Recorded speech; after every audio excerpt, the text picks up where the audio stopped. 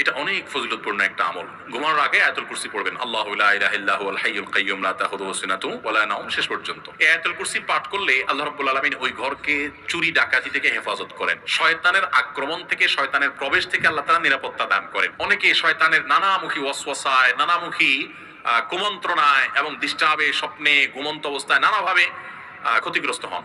এগুলো থেকে বাঁচার জন্য রাতে আয়াতুল কুরসি পড়ে শোয়ার কোনো বিকল্প নাই। এটি বিশুদ্ধ হাদিস দ্বারা, বুখারী হাদিস দ্বারা প্রমাণিত যে শয়তানের পাকড়াও থেকে, আক্রমণ থেকে আল্লাহ তাআলা নিরাপদে রাখেন, হেফাজতে রাখেন, আল্লাহ নিরাপদে থাকা যায়। ঠিক একই ফজিলত রয়েছে তিন কুলেরও, সূরা ইখলাস, সূরা ফালাক, সূরা নাস, কুল হুয়াল্লাহ, কুল আউযু বিরাব্বিল ফালাক এবং কুল আউযু বিরাব্বিন নাস, তিনবার করে পাঠ করা।